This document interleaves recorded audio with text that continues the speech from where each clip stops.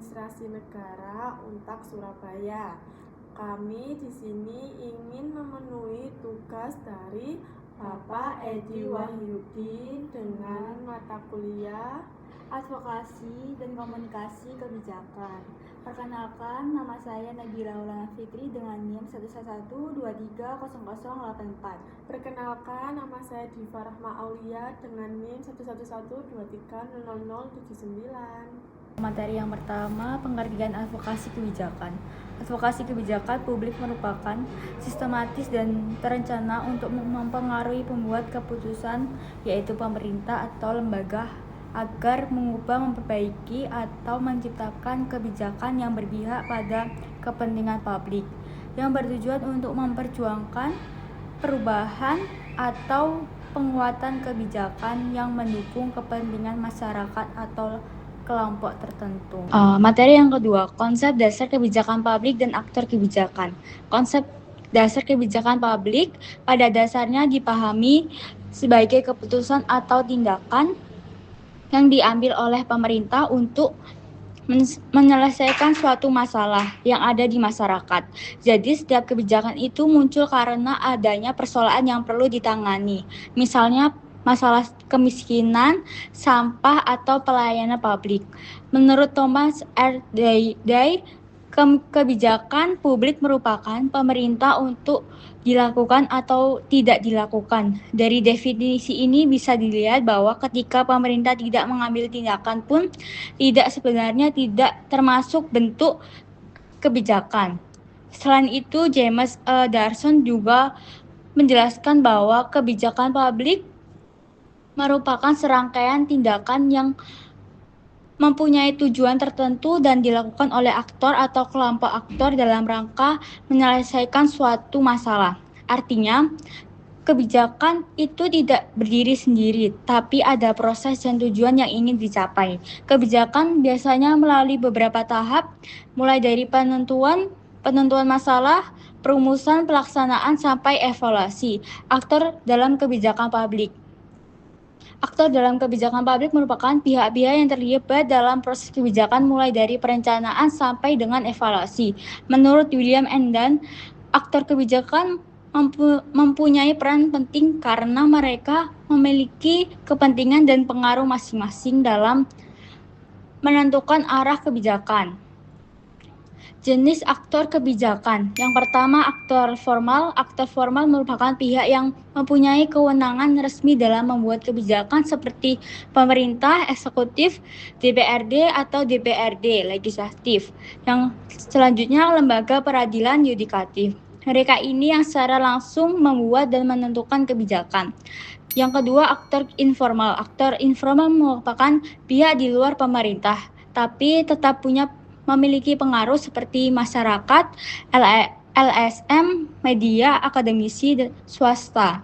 Selanjutnya materi yang ketiga, teori advokasi kebijakan. Yang pertama, teori sistem menjelaskan bagaimana elemen dalam sistem sosial saling berinteraksi dan mempengaruhi kebijakan publik.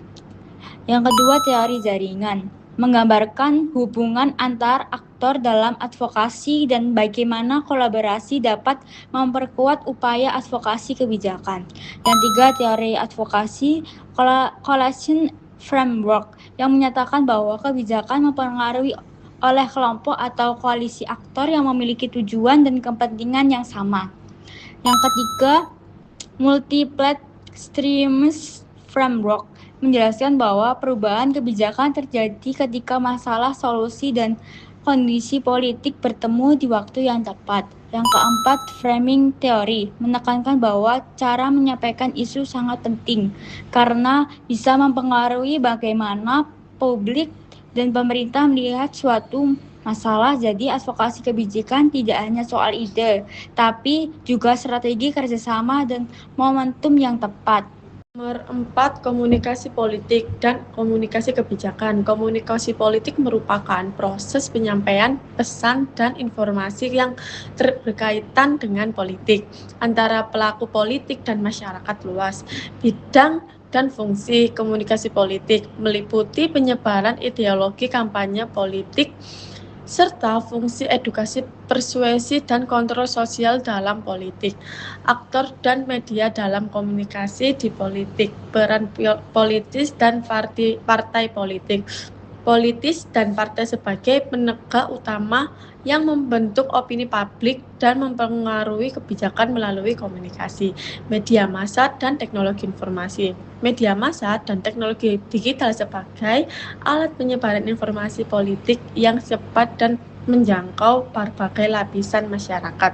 Komunikasi kebijakan merupakan proses penyampaian informasi kebijakan dari pembuatan kebijakan kepada politik atau pihak terkait secara jelas dan efektif. Tujuan dan manfaat komunikasi kebijakan. Tujuan komunikasi kebijakan adalah memastikan pemahaman, dukungan, dan partisipasi publik terhadap kebijakan yang dibuat serta meningkatkan transparansi dan tahapan dan mekanisme komunikasi kebijakan.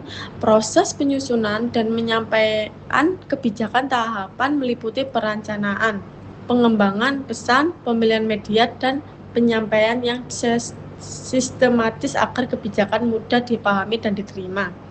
Strategi dan komunikasi dan respon publik. Strategi komunikasi melibatkan pendekatan yang tepat untuk membangun dialog dua arah dan mengelola tanggapan masyarakat terhadap kebijakan yang disampaikan. Materi kelima ada analisis stakeholder dalam advokasi kebijakan. Stakeholder adalah individu atau kelompok yang memiliki kepentingan langsung atau tidak langsung dalam proses advokasi kebijakan.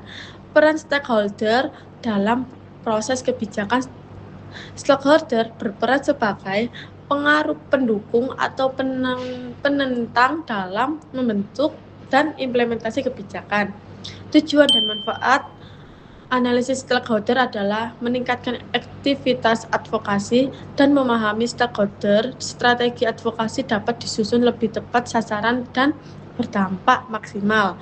Yang kedua, identifikasi kepentingan dan pengaruh, analisis, dan ini membantu menganalisis siapa saja yang terlibat dan bagaimana pengaruh mereka terhadap keberhasilan advokasi. Framing isu dan strategi pesan advokasi kebijakan. Framing isu dan strategi pesan merupakan dua hal penting dalam proses advokasi kebijakan. Yang pertama, framing isu sendiri bisa dipahami sebagai cara kita mengemas atau menyajikan suatu masalah supaya terlihat penting dan layak diperhatikan oleh publik maupun pembuat kebijakan. Dalam konsep framing teori, suatu isu tidak disampaikan secara netral, tapi dipilih sudut pandang tertentu agar lebih mudah mempengaruhi cara orang berpikir. Misalnya, masalah sampah tidak selalu dilihat sebagai persoalan lingkungan saja, tapi bisa juga dibingkai sebagai peluang ekonomi atau isu kesehatan. Cara membangkai ini sangat berpengaruh terhadap respon masyarakat. Yang kedua, selain framing, ada juga strategi pesan, yaitu cara menyampaikan isi kebijakan agar bisa diterima dengan baik. Strategi ini bisa berupa penggunaan data rasional, pendekatan emosional, atau penyampaian dengan bahasa yang sederhana supaya mudah dipahami intinya. Pesan harus disesuaikan dengan siapa targetnya. Dalam konteks advokasi, framing isu dan strategi pesan saling berkaitan. Framing membantu menentukan bagaimana suatu masalah dipersepsikan, sedangkan strategi pesan menentukan bagaimana solusi disampaikan. Kalau keduanya tepat, maka peluang kebijakan untuk didukung publik akan lebih besar. Jadi, keberhasilan advokasi kebijakan tidak hanya bergantung pada isi kebijakan itu sendiri, tapi juga pada bagaimana isu tersebut dibingkai dan bagaimana pesan disampaikan ke masyarakat. Sekian video dari kami. Bye-bye.